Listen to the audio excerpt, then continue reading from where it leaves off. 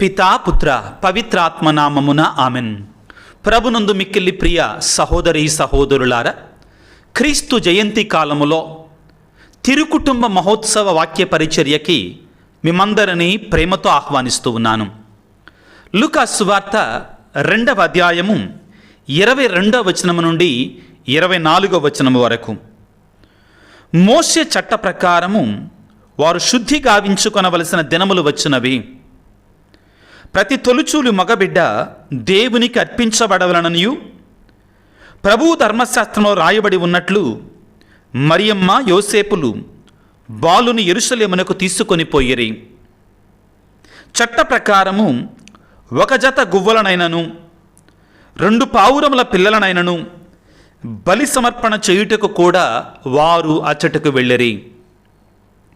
క్రీస్తునాథుని యందు మిక్కిలి ప్రియ సహోదరి సహోదరులారా, క్రిస్మస్ పండుగ తరువాత నూతన సంవత్సరానికి ముందు వచ్చేటువంటి ఆదివారాన్ని, సంవత్సరములోనే చిట్ట చివరి ఆదివారాన్ని కథోలిక శ్రీసభ తిరుకుటుంబ మహోత్సవముగా, మరి ముఖ్యంగా ఈ సంవత్సరం నుండి ఈ ఆదివారాన్ని కుటుంబాల ఆదివారముగా కొనియాడుకుంటున్నాం. ప్రియులారా, దేవుడు ప్రపంచానికి ఇచ్చినటువంటి అతి శ్రేష్టమైనటువంటి వరాలలో ముఖ్యమైనటువంటిది, విలువైనటువంటిది కుటుంబం. ప్రియులారా, దేవుడే స్వయముగా తన చేతుల మీదుగా ఏర్పాటు చేసి కుటుంబ వ్యవస్థ అనేటువంటిది ముందుకు సాగాలి, తన ప్రేమను పంచాలి, కుటుంబం అనేటువంటిది తనకిష్టమైనటువంటి ఆశీర్వాదకరమైనటువంటి ఒక వ్యవస్థలాగా ముందుకు కదలాలి,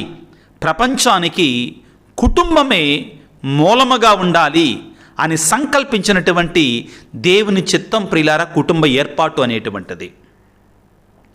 కుటుంబం అంటే దేవునికి ఎంతో ఇష్టం, కుటుంబాలంటే దేవునికి ప్రాణం. ప్రియులారా, అయితే ఈ ఆధునిక ప్రపంచంలో దేవుడు ఏర్పాటు చేస్తున్నటువంటి ఈ కుటుంబ వ్యవస్థ చిన్నాభిన్నమైపోతుందనేటువంటిది అందరూ కూడా అంగీకరించవలసినటువంటి సత్యం. ప్రియులారా, ఈ కుటుంబానికి ఎన్నో అవరోధాలు, అడ్డంకులు, సవాళ్ళు, ఛాలెంజెస్ ఎదురవుతూ ఉన్నాయి. కుటుంబం అనేటువంటిది చీలిపోతుంది, చిట్లిపోతుంది, బీటలు వారిపోతూ ఉంది. ఈ ఆధునిక ప్రపంచంలో, ఈ ఆధునిక ప్రపంచానికి దేవుడు మరొక్కసారి, ఆధునిక ప్రపంచంలో ఉండే కుటుంబాలకి దేవుడు మరొక్కసారి తన కుటుంబం అనేటువంటి తిరు కుటుంబాన్ని ఆదర్శంగా చూపించి, ఇదిగో మీ కుటుంబాలు కూడా తిరు కుటుంబాన్ని పోలి జీవించగలిగితే దేవుని యొక్క దీవెనలు ఆ కుటుంబానికి సమృద్ధిగా ఉంటాయి, ఆ కుటుంబాన్ని ఎవ్వరూ కూడా విడదీయలేరు అనేటి సందేశాన్ని ఇవ్వడానికి ఈనాడు క్రీస్తు భగవానుడు తన తిరు కుటుంబాన్ని మనకి ఆదర్శంగా ఇస్తూ ఉన్నారు.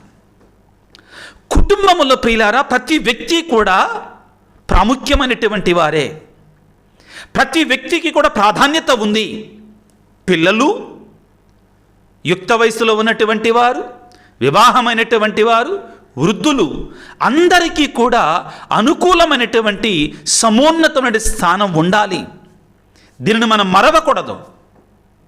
మన పరిశుద్ధ ఫ్రాన్సిస్ పాపు గారు డిసెంబర్ 17వ తారీఖున తన జన్మదిన ఉత్సవాన్ని కొనియాడుతూ ఆ దివ్యబలి పూజలో తన యొక్క సందేశంలో తాను చిన్ననాడు విన్నటువంటి ఒక ఉపమానాన్ని ఈ విధంగా చెప్పారు.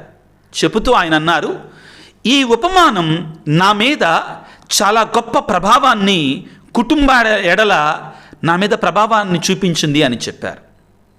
కుటుంబం యొక్క ఔన్నత్యాన్ని, కుటుంబంలో ప్రతి వ్యక్తి కూడా ఎంత విలువైనటువంటి వాడు అని తెలియజేయటానికి ఈ ఉపమానాన్ని తన జన్మదినం రోజున ప్రియులారా మన పరిశుద్ధ ఫ్రాన్సిస్ పాపు గారు డిసెంబర్ 17వ తారీఖున ప్రజలందరికీ కూడా బోధించటం జరిగింది. ఏమిటి అది? ఒక గ్రామములో తల్లి, తండ్రి, అదేవిధంగా ఒక చిన్న పిల్లవాడు జీవిస్తున్నారు. వారితో పాటు ఆ తండ్రి యొక్క తండ్రి, ఈ పిల్లవాని యొక్క తాత కూడా ఆ ఇంట్లో జీవిస్తూ ఉన్నాడు. వయసు మీద పడింది ఆ తాతకి, కాబట్టి నిదానంగా సహజంగానే వివిధ రకాలైనటువంటి వ్యాధులు వస్తుంటాయి. అయితే ఈ తాతగారికి, ఈ పిల్లవాడి తాతగారికి, తండ్రి యొక్క తండ్రికి ప్రియులారా వణికేటువంటి వ్యాధి వచ్చింది. దాన్ని పార్కిన్సన్స్ అంటారండి. ఆ వణికేటువంటి వ్యాధి వచ్చింది.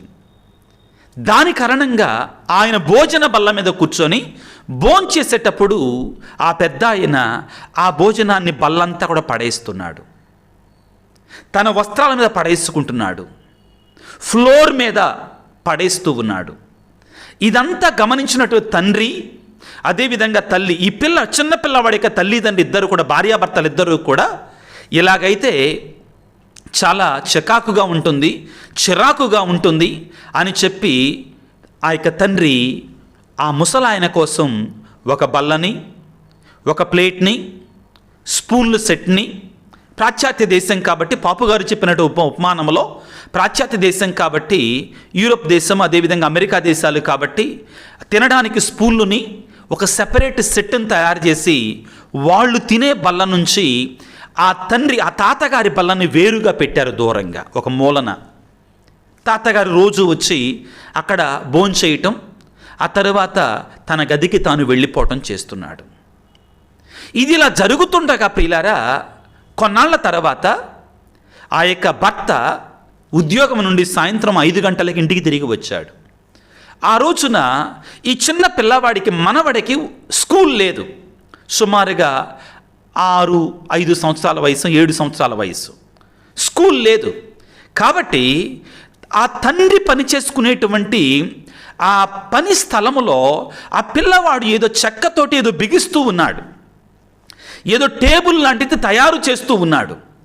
తండ్రి ముచ్చటపడి తన కొడుకు దగ్గరికి వెళ్ళి, ఏంటి బాబు ఏం చేస్తున్నావు అంటే, ఆ పిల్లవాడు అన్నాడట, నాన్న ఇదిగో నీకోసం బల్ల తయారు చేస్తున్నానని చెప్పాడట. నా కోసం బల్ల ఎందుకురా, బల్లలు చాలా ఉన్నాయి కదా అంటే, అలా కాదు డాడీ, ముసలివాడైనటువంటి తాతయ్యకి నువ్వు ప్రత్యేకమైన వేరు బల్లం తయారు చేశావు కదా, వేరే ప్లేట్ని ఇచ్చేసావు కదా, మన నుండి దూరంగా కూర్చోబెడుతున్నారు కదా, మరి నువ్వు పెద్దోడు అయినప్పుడు నీకోసం కూడా నేను ఒక బల్లను తయారు చేయాలి కదా.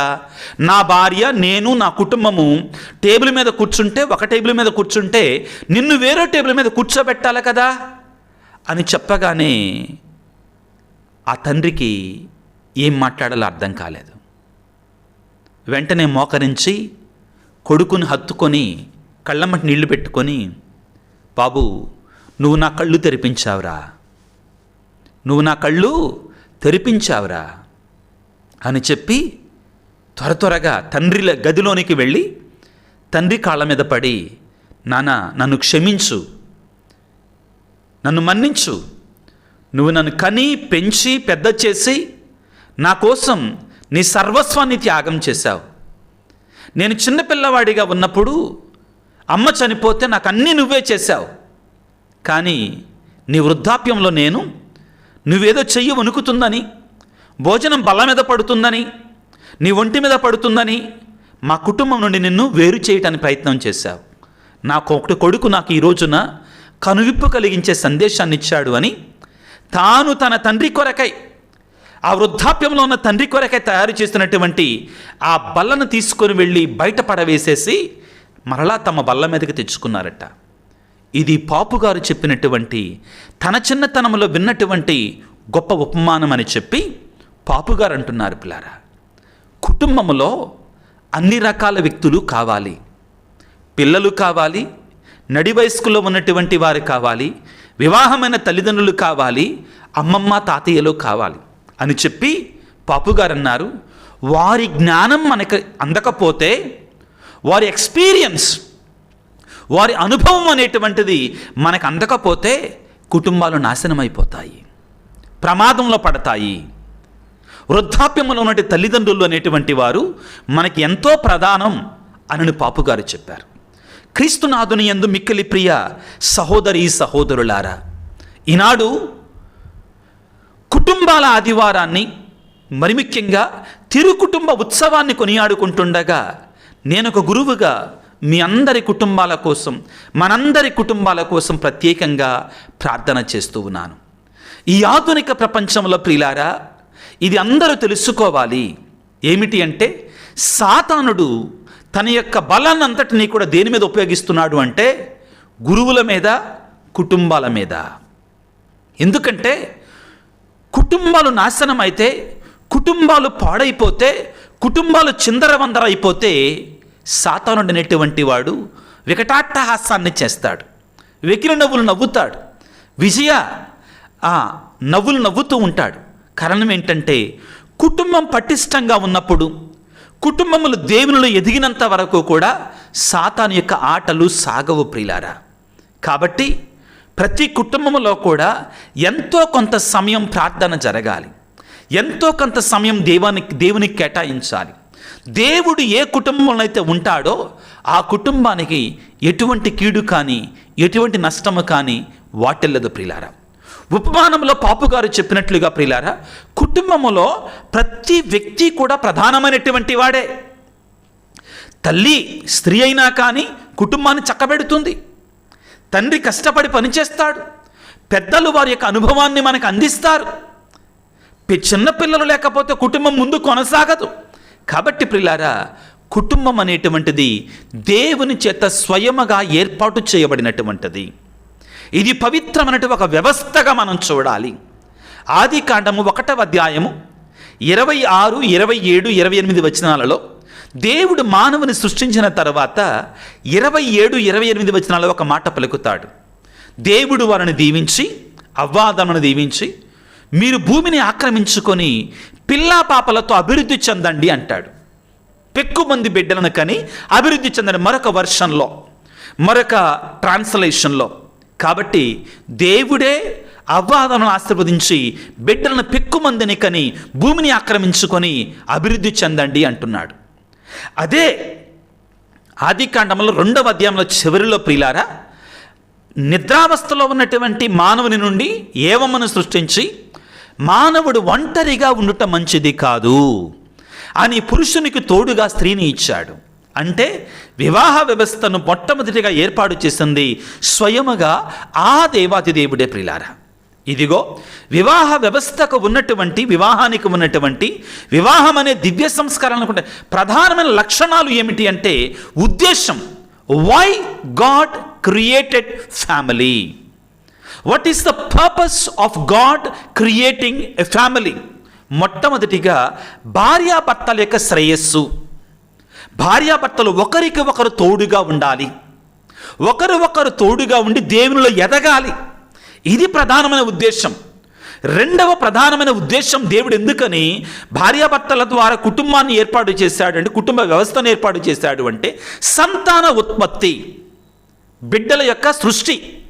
దేవుడు తాను ఏవమ్మ ఆదామును సృష్టిస్తే ప్రియులారా, ఆ సృష్టిని కొనసాగించేటువంటి గొప్ప దీవెన, వరాన్ని, అధికారాన్ని భార్యాభర్తలకి, తల్లిదండ్రులకు మాత్రమే ఇచ్చాడు పిల్లారా.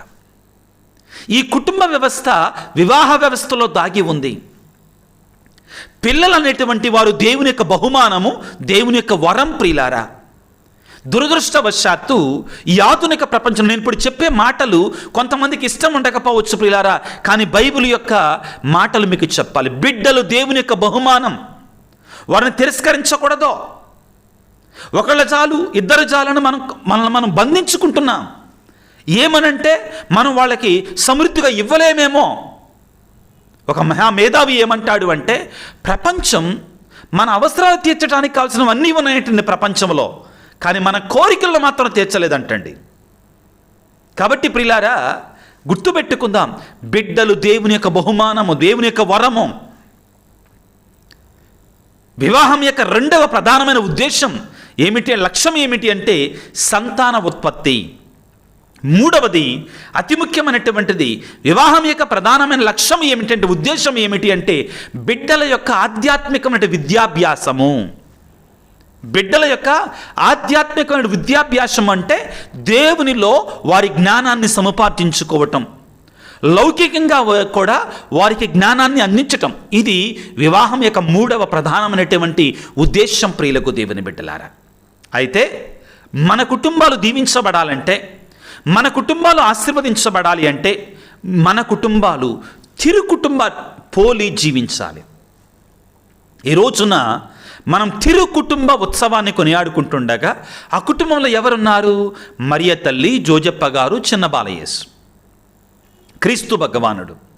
ఇక్కడ ప్రియులారా, తిరు కుటుంబాన్ని మనం చూసినప్పుడు మనం అనుకోవచ్చు, వాళ్ళకేమైంది, వాళ్ళకేం కష్టాలు ఉన్నాయి, వాళ్ళు పరిపూర్ణమైన కుటుంబం అనుకోవచ్చు. కానీ ప్రియులారా, నిజాలు మాట్లాడుకోవాలి. తిరు కుటుంబం పరిపూర్ణమైన కుటుంబం కాదండి. వాళ్ళ కష్టాలు లేవు, బాధలు లేవు, శ్రమలు లేవు, వాళ్ళల్లో మనస్పర్ధలు లేవు అనుకోవటానికి లేదు ప్రియులారా. అన్నీ ఉన్నాయి ఆ కుటుంబంలో, అన్ని రకాల శ్రమలు ఉన్నాయి ఆ కుటుంబంలో, లేవా? మత్తయి శుభవార్త 1వ అధ్యాయం 17వ వచనం నుంచి మనం చదువుకుంటే, తన భార్య అయినటువంటి మరియమ్మ తనకు తెలియకుండానే గర్భము దాల్చిందని తెలుసుకున్నప్పుడు యోసేపు నీతిమంతుడు ఒకటొచ్చే బహిరంగముగా అవమానింప ఇష్టము లేక రహస్యముగా పరిత్యజించాలనుకున్నాడు. మనస్పర్ధలు లేవా ఆ కుటుంబంలో? భయంకరమైన మనస్పర్ధలు ప్రియులారా. ఇట్లాంటి శ్రమలు కాదు ప్రియులారా, ఇటువంటి కష్టాలు కాదు ప్రియులకు దేవుని బిడ్డలారా. దేవుని యొక్క దూత యోసేపు గారితో ఏమన్నాడు? నీ భార్య అయిన మరియమ్మను స్వీకరించడానికి వెనకాడవద్దో. శ్రమలుంటాయి, బాధలుంటాయి, విడిపోవటమేనా? మనస్పర్ధలు వస్తాయి, కొట్టుకుంటారు, తిట్టుకుంటారని అవసరమైతే. అవును ప్రియులారా, విడిపోవటమేనా? దేవుడు యోసేపుతో చెప్పిన మాట ప్రియులారా, ఈనాడు నీతోటి, నీ భార్యతోటి, నీ భర్తతోటి, నీ పిల్లలతోటి చెప్తున్నాడు. ఏమని? నీ భార్య అయిన మరియమ్మను స్వీకరించుటకు వెనకాడవద్దు. నీతోడు చెప్తున్నాడు, నీ భార్యను స్వీకరించటానికి చిన్న చిన్న మనస్పర్ధల కారణంగా ఎవరైతే విడిగా జీవిస్తున్నారో, ఇదిగో నీ భార్య అయినటువంటి దానిని స్వీకరించటాన్ని వెనకడుగు వేయొద్దు. భార్యలతో అంటున్నాడు, నీ భర్త మీద అలిగి, నీ భర్త కుటుంబం మీద అలిగి దూరంగా ఉంటున్నావా? మనస్సు నిండా భర్తను ఉంచుకొని, భర్త ఒక ఫోన్ చేస్తే చాలు నేను వెళదామని ఆశపడుతున్నావా ఈ రోజున? ఇదిగో దేవుడు అంటున్నాడు, నీ భర్తను స్వీకరించుటకు నువ్వు వెనకాడవద్దు అంటున్నాడు. ప్రియులకు దేవుని బిడ్డలారా, ఇది దేవుని యొక్క తలంపు. శ్రమలుంటాయి, కష్టాలుంటాయి, కాదంటల్లా. కొంతమంది అంటారు, ఎన్నాళ్ళండి? ఉండేదాకా, బ్రతికినంతసేపు శ్రమలు ఉంటూనే ఉంటాయి. ప్రియులకు దేవుని బిడ్డలారా, ఇది దేవుని యొక్క చిత్తము, సంకల్పం. ప్రియులకు దేవుని బిడ్డలారా, పిల్లలు మా మాట అంటల్లా అని ఎంతోమంది అంటారు. బాలయేసు తిన్నాడా మరియ తల్లి జోజప్ప గారి మాట? మనం అనుకోవచ్చు దేవుని చిత్తం గురించి మాట్లాడుతున్నాడు యేసు, కానీ వాళ్ళకి అర్థమై సావలేదే, వాళ్ళకి అర్థం కాలేదే. మీకు అర్థం కావటానికి ఈ భాషను వాడుతున్నాను పిల్లారా. జోజప్ప గారికి మరియ తల్లికి అర్థం కాలే ఆ భాష. ఇదేంటి ఇట్ట మాట్లాడతాడు ఏంటి? మా పిల్లవాడు 12 సంవత్సరాలు కూడా లేవు మా పిల్లవాడికి. లూకాసు వార్త 2వ అధ్యాయంలో బాలయేసుని తీసుకొని యెరూషలేము నగరానికి వెళ్ళారు, యెరూషలేము దేవాలయానికి వెళ్ళారు. వెళ్ళిన తర్వాత అక్కడ వారు పూజా కార్యక్రమాలు ముగించుకొని తిరిగి వస్తున్నారు. ఇశ్రాయేలు సంప్రదాయం ప్రకారం పురుషులకు ఒక దారి, స్త్రీలకు ఒక దారి ఉండేది. మరియ తల్లి అనుకుంది బాలయేసు జోజప్ప గారితో ఉన్నాడు. జోజప్ప గారు అనుకున్నారు మరియ తల్లితో ఉన్నాడు. 3 దినాలు ప్రయాణం చేసిన తర్వాత తమ ఊరి వైపు, నజరేతు వైపు అప్పుడు కలుసుకున్నారు. 3 దినాల వరకు స్త్రీ పురుషులు కలవకూడదు దేవాలయానికి వెళ్ళినప్పుడు. అక్కడ రూలు. అక్కడ కలిసిన తర్వాత ఇద్దరు చూస్తే బాలుడేడి, బాలయేసుడు ఇద్దరు తెల్లబోయారు. ఎంత కలత, ఎంత గాబరా, ఎంత కంగారు. ఒకళ్ళని అనుకొని ఉండొచ్చు, నిందించుకొని ఉండొచ్చు, అనుకోనంటారా? అవును ప్రియులారా, నువ్వు పట్టించుకోవాలి కదా, పిల్లోడేమయ్యాడు చూడాలి కదా అని అడిగి ఉండవచ్చు. ఇద్దరు కంగారుగా దేవాలయానికి వెళ్ళారు. ఇంత కంగారులో తల్లిదండ్రి ఉంటే, ఇంత టెన్షన్లో తల్లిదండ్రి ఉంటే యేసుప్రభు ఏమంటున్నాడు?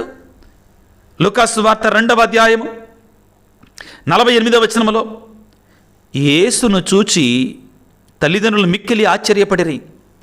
అప్పుడు తల్లి ఆయనతో, కుమారా, ఎందులకిట్లు చేశావు? నీ తండ్రియు నేనును విచారముతో నిన్ను వెతుకుచుంటిమి అనెను. మీరు నా కొరకు ఎలా వెతుకుతిరి? నేను నా తండ్రి పని మీద ఉండాలని మీకు తెలియదా అని ఆయన బదులు పలికెను. ఇక్కడ మనం కూర్చొని ఈరోజు మన వాక్యాన్ని ఆలకించుకుంటా దైవాన్ని గురించి, తన తండ్రి గురించి మాట్లాడుతున్నాడు మనం అంటాం. కానీ మరియ యోసేపులు అర్థం చేసుకునే అవకాశం ఉందా? అయ్యో మేము ఇంత కంగారులో ఉంటే మళ్ళీ ఎదురు చెప్తున్నాడేంటి అనుకొని ఉండకపోయి ఉండొచ్చా? ప్రియులకు దేవుని బిడ్డలారా, మనం అనుకోవద్దండి. ఆ తిరుకుటుంబానికి శ్రమలు లేవు, బాధలు లేవు, కష్టాలు లేవు. మనకే అన్ని శ్రమలని, చాలా ఎంత శ్రమ అంటే ప్రియులారా, ఏ భర్త అయినా కానీ భార్య తనకు తెలియకుండా గర్భము దాల్చిందంటే తట్టుకోగలడా? అంత శ్రమ. కానీ తిరుకుటుంబం చేసినటువంటి గొప్ప కార్యం ఏంటంటే దేవుని యొక్క ఆజ్ఞకి లోబడి జీవించారు, దేవుని యొక్క చిత్తానికి లోబడి జీవించారు. చిన్న బాలయేసు పుట్టిన తరువాత, పుట్టక ముందు బెత్లెహేము నగరానికి నిండు చూలాలు ప్రయాణమై వెళుతుంది. అక్కడ బాలయేసుకు జననం. ఆ తరువాత వెళ్ళండి, పరిగెట్టండి. ఎక్కడా? ఇశ్రాయేలు ప్రజలు బానిసత్వంలో ఉన్నటువంటి ఐగుప్తు దేశానికి వెళ్ళండి అని చెప్పారు. అక్కడికి వెళ్ళారు, పచ్చి బాలింతరాలు. ఆ తరువాత శుభమా అంటూ ఆ చిన్నారి బాలేశం తీసుకొని వచ్చి సిమియోనుడి చేతుల్లో పెడితే అతనేమంటున్నాడు, అమ్మా ఈ పిల్లవాడు వివాదాస్పదమైన గురుతుగా ఉండబోతున్నాడు. ఎన్ని శ్రమలు ప్రియులారా! మరియ తల్లితో, ఈ పిల్లవాడి కారణంగా నీ హృదయంలో ఒక బాకు దిగబడబోతా ఉంది. ప్రియులకు దేవుని బిడ్డలారా, ఈరోజు మనందరం నేర్చుకోవాల్సింది ఏమిటి అంటే, అలనాడు ఆ తిరుకుటుంబంలో కూడా శ్రమలున్నాయి, మనస్పర్ధలున్నాయి, కష్టాలు వచ్చాయి. అయినా కానీ వారు చేసిన గొప్ప కార్యం ఏమిటి అంటే దేవుని సన్నిధిని మరవలేదు, దేవుని సన్నిధిని మరవలేదు, దేవుని చిత్తానికి లోబడి జీవించారు. ఎప్పుడైతే దేవుని యొక్క దూత యోసేపు గారికి, నీ భార్య అయిన మరియమ్మను స్వీకరించడానికి వెనకాడవద్దు, ఆ తల్లి మహాసాధ్వి, ఆవిడ పరిశుద్ధాత్మ వలన గర్భము దాల్చింది అని చెప్పాడు. వెంటనే భార్యను మారు మాట్లాడకుండా స్వీకరించాడు. అమ్మా నీవ కుమారునికి జన్మనిస్తావు అంటే, అయ్యా నేను పురుషుని ఎరుగనే కదా, ఎలాగిది సాధ్యం అని కంగారులో ఉంటే, ఇదిగో దేవునికి అసాధ్యం అనేది ఏది కూడా లేదు అని లూకాసు వార్త 1వ అధ్యాయము 37-38 వచనాలు చెప్పగానే పరిపూర్ణంగా అంగీకరించింది. మరి దేవుని చిత్తానికి లోబడింది. ప్రిలారా, బాలయేసు కూడా, క్రీస్తు ప్రభువు కూడా దేవునికి చిత్తాన్ని నెరవేర్చడానికి చివరికి తన ప్రాణాలు కూడా ధారపోశాడు. అన్నిటికంటే ముఖ్యంగా దేవుని చిత్తానికి లోబడి ఉండాలి మన కుటుంబాలు. అప్పుడు అద్భుతాలు చూస్తాం ప్రియులకు దేవుని బిడ్డలారా. రెండవది, దేవుని సన్నిధిని మరవకూడదు. ఈరోజు మనం చూస్తున్నాం లూకాసు వార్త 2వ అధ్యాయం 21వ వచనంలో, 8 దినములు గడిచిన పిమ్మట శిశువునకు సున్నతి చేసి ఆ బాలునికి గర్భమునందు పడకపొరము దేవుడు దేవతతో సూచించినట్లుగా యేసు అని పేరు పెట్టిరి. దేవుని యొక్క ఆజ్ఞలకి లోబడి జీవించారు. ఆ తరువాత 2వ అధ్యాయం 22వ వచనంలో, మోషే చట్ట ప్రకారం వారు శుద్ధీకరణ గావించుకోవాల్సిన దినములు వచ్చినవి. కాబట్టి ఏం చేశారు? వారు యెరూషలేమునకు వెళ్ళిరి. 23వ వచనంలో లూకాసు వార్త 2వ అధ్యాయం, ప్రతి తొలుచూలు మగబిడ్డ దేవునికి అర్పించబడాలనియు ప్రభువు ధర్మశాస్త్రంలో రాయబడి ఉన్నట్లు మరియమ్మ యోసేపులు బాలును యెరూషలేమునకు తీసుకొని వెళ్ళరి. ఎక్కడికి వెళుతున్నారు? ఇశ్రాయేలు ప్రజలకి దైవ సన్నిధానమైనటువంటి నాటికి నేటికి కూడా యెరూషలేము నగరంలో యెరూషలేము దేవాలయానికి వెళుతున్నారు. పిల్లలు దేవుని యొక్క ఆజ్ఞలకు లోబడి జీవిస్తున్నారు. ఆ తరువాత వారు ఎన్నడూ కూడా దేవుని యొక్క సన్నిధిని మరవలేదు. పిల్లలు లూకాసు వార్త 2వ అధ్యాయం 14వ వచనంలో, ఆయన తల్లిదండ్రులైన మరియ యోసేపులు ప్రతి సంవత్సరము పాస్కా పండుగకు యెరూషలేమునకు వెళ్ళేవారు. ప్రతి సంవత్సరము. చూడండి, దైవ సన్నిధిని మరవలేదు, దేవునికి చిత్తాన్ని మరవలేదు. ఈనాడు ప్రియులారా, మనందరము కూడా ఆ దేవుని యొక్క సన్నిధిని మరవకుండా, అంటే ప్రార్థనా జీవితాన్ని మరవకుండా, దేవుని యొక్క చిత్తానికి, దేవుని యొక్క వాక్యానికి లోబడి జీవించగలిగినప్పుడు మన జీవితంలో మనం అద్భుతాలు చూస్తాం, మన కుటుంబాలలో మనం అద్భుతాలు చూస్తాం ప్రియులకు దేవుని బిడ్డలారా. కాబట్టి ఈనాడు ప్రత్యేకంగా ప్రార్థన చేసుకుందాం ప్రియులకు దేవుని బిడ్డలారా. ఏమిటి అంటే, మనందరి కుటుంబాలు, ప్రపంచంలో ఉన్న కుటుంబాలన్నీ కూడా దేవుని యొక్క వరానికి, దేవుని యొక్క దీవెనకి పొందుకోవడానికి ప్రయత్నం చేద్దాం, పొందుకోవాలని ప్రార్థన చేద్దాం. ప్రత్యేకంగా ప్రియులారా, ప్రతి కుటుంబము కూడా దేవుని నుండే తన యొక్క పేరును పొందుకుంటుంది. ఎఫెసీయులకు రాసిన పత్రికలో పౌలు గారు 5వ అధ్యాయంలో ప్రియులారా చాలా చక్కగా కుటుంబం ఎలాగా ఉండాలి అనేటువంటిది దయచేసి చదువుకోండి ప్రియులారా. ఎఫెసీ పత్రిక 5వ అధ్యాయము 21వ వచనం నుండి 6వ అధ్యాయం 4వ వచనం వరకు చదువుకోండి చాలు. కుటుంబం ఎలాగా ఉండాలో అర్థమవుతుంది. భార్యలు భర్తలను ఎలాగ ప్రేమించాలి, భర్తలు భార్యలను ఎలాగ ప్రేమించాలి. 5వ అధ్యాయం 21వ వచనం నుంచి మనం చదువుకుంటాం. ఎలా చదవాలట? ఎఫెసీ పత్రిక 5వ అధ్యాయం 25వ వచనం. భార్య భర్తలారా, క్రీస్తు స్త్రీ సభను ఎట్లు ప్రేమించి దాని కొరకు ప్రాణములు అర్పించాడో అదేవిధంగా ఒకరిని ఒకరు ప్రేమించుకోవాలి. క్రీస్తు మనల్ని ప్రేమించినట్లుగా భార్యాభర్తలు ఒకరిని ఒకరు ప్రేమించుకోవాలి. త్యాగపూరితమైన ప్రేమ ఉండాలి. త్యాగం చేయాలి, మన్నించుకోవాలి, క్షమించుకోవాలి, ప్రార్థన చేసుకోవాలి.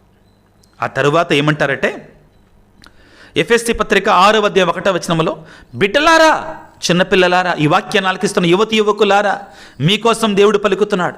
దేవుని యొక్క తలంపు ఏంటంట, దేవుని యొక్క ఉద్దేశం ఏమిటి అంట? బిడ్డలారా, మీరు మీ తల్లిదండ్రులకు విధేయులై ఉండు, ఇది మీ ధర్మము, ఇది మీ ధర్మం. వాక్యం చెబుతాను పిల్లారా, తప్పదో. నీ తల్లిదండ్రులను గౌరవింపుము, అప్పుడు నీకు క్షేమము కలుగును, నీకు ఆశీర్వాదము కలుగుతుంది. నీవు భువి యందు చిరకాలము వర్ధిల్లుదువు. ఎప్పుడు? నీ తల్లిని తండ్రిని గౌరవించినప్పుడు. జ్ఞానగ్రంథకర్త సిరాకు పుత్రుడైన జ్ఞాన గ్రంథంలో, సలోమోను జ్ఞాన గ్రంథంలో, సామెతల గ్రంథంలో తల్లిదండ్రులకు ఇవ్వవలసిన గౌరవాన్ని గురించి చాలా వాక్యాలు ఉన్నాయి పిల్లారా. ఒకచోట అయితే తల్లిని అవమానించువాడు వాని యొక్క కళ్ళు గద్దలు, కాకులు గద్దలు పీక్కొని వెళతాయని ఉందండి. చాలా ఉన్నాయి మాటలు ప్రియులారా. తల్లిని గౌరవించువాడు బహుమానమును పొందును, తల్లిని గౌరవించువానికి సన్మానము జరుగును అంటాడండి. వాని పాపంలో ప్రాయశ్చిత్తం చేయబడతాయంటాడు. సమయం ఎక్కువ లేదు ప్రియులారా. నీ తల్లిదండ్రులను గౌరవించు, వారికి చేయాల్సిన మర్యాదలు చేయి. తరువాత తల్లిదండ్రులారా, ఎఫెసీ పత్రిక 6వ అధ్యాయం 4వ వచనం, మీ పిల్లల కోపము రేపక వారిని క్రమశిక్షణలోను ప్రభు బోధనలోను పెంపుడు. పిల్లల కోపం రేపకండి తల్లిదండ్రులారా. పిల్లల కోపం రేపటం అంటే ఆ పిల్లోడు అది అడుగుతున్నాడు, ఇది అడుగుతున్నాడు, ఏది అడిగినా ఇవ్వాలి, కోపం రాకుండానో, అది కాదు అన్నది ఇక్కడ. దేవుని యొక్క ఆజ్ఞలలో పెంచాలి పిల్లలను, దేవుని యొక్క ప్రేమలో పెంచాలి. యేసుప్రభు ఏమన్నాడు? చిన్నారి బిడ్డలను నా యుద్ధకు రానివ్వండి, అట్టివారిదే పరలోక రాజ్యం అంటున్నాడు కదా. మన బిడ్డలను దేవుని వద్దకు తీసుకొని వెళదాం, దేవుని ప్రేమలో పెంచుదాం, దేవుని యొక్క ఆశీర్వాదాలతో పెంచుదాం. చాలామంది దురదృష్టం ప్రియులారా, చిన్నపిల్లలుగా ఉన్నప్పుడు జ్ఞానస్నానం ఇవ్వకూడదంట. ఎందుకంటే వాళ్ళకి తెలియదు కదా, వాళ్ళు అంగీకరించట్లేదు కదా. అట్లయితే మరి దేవుడి దగ్గర కూడా తీసుకెళ్లకుండా ఉండాలిగా. ఎందుకని? మరి వాళ్ళకి తెలియదు కదా దేవుడి దగ్గర తీసుకెళ్ళమని. వాళ్ళు జబ్బు పడితే మరి ఆసుపత్రికి తీసుకెళ్ళటం ఎందుకు? వాళ్ళకి తెలియదు కదా. ప్రియులారా, పిల్లలకి చిన్నవారిగా ఉన్నప్పుడు వారిని దేవుని బిడ్డలుగా మార్చాలి, జ్ఞానస్నానం ఇప్పించాలి. ఈరోజు ప్రార్థన చేసుకుందాం. ప్రపంచంలో ఉన్న ప్రతి కుటుంబాన్ని దేవుడు దీవించాలని, కుటుంబ వ్యవస్థను పటిష్టం చేయమని, భార్యాభర్తల మధ్యలో సఖ్యతని, తల్లిదండ్రులు పిల్లల మధ్యలో ప్రేమ బంధాన్ని బలపరచమని, ముఖ్యంగా ఏ కుటుంబంలో అయితే కరదలున్నాయో, శ్రమలున్నాయో, మనస్పర్ధలున్నాయో, విడిపోతున్నాయో వారందరి కోసం ప్రార్థన చేద్దాం తలలు వంచి ప్రియులారా. సర్వశక్తిమంతుడా, సర్వోన్నతుడా, ప్రేమమయుడా, తిరు కుటుంబ మహోత్సవాన్ని కొనియాడుకుంటుండగా, కుటుంబాల యొక్క ఆదివారాన్ని కొనియాడుకుంటుండగా, ఇదిగో మీ కుటుంబం అయినటువంటి మరియ తల్లి, జోజప్ప గారు, మీరు ఏ విధముగా దేవుని యొక్క ఆజ్ఞకు లోబడి ఆశీర్వదించబడినటువంటి ఈ ప్రపంచంలో అతి శ్రేష్టమైన కుటుంబముగా మార్చబడ్డారో, అదేవిధంగా ఈనాడు మా అందరి కుటుంబాలను దయతో దీవించండి, ఆశీర్వదించండి. మా కుటుంబాలన్నింటిలో కూడా శాంతిని, సమాధానం దయచేయండి ప్రభువా. తల్లిదండ్రులను, భార్యాభర్తలను దీవించండి ప్రభువా. ఈ ఆధునిక ప్రపంచంలో చిన్నవాటికి పెద్దవాటికి మనస్పర్ధలు ఎక్కువైపోతున్నాయి ప్రభువా. కుటుంబాలలో శాంతి లేదు, సమాధానం లేదని ఆయన ప్రతి కుటుంబాన్ని తండ్రి నీ ప్రేమలో, నీ దీవెనలో, నీ ఆశీర్వాదాలతో నింపండి తండ్రి. నీ పరిశుద్ధాత్మ శక్తిని వారి మీద నింపండి తండ్రి. ప్రతి కుటుంబం పైకి ప్రభు పరలోక కిటికీలను తెరచి ప్రభువా దీవెనలను కుమ్మరింపచేయండి తండ్రి.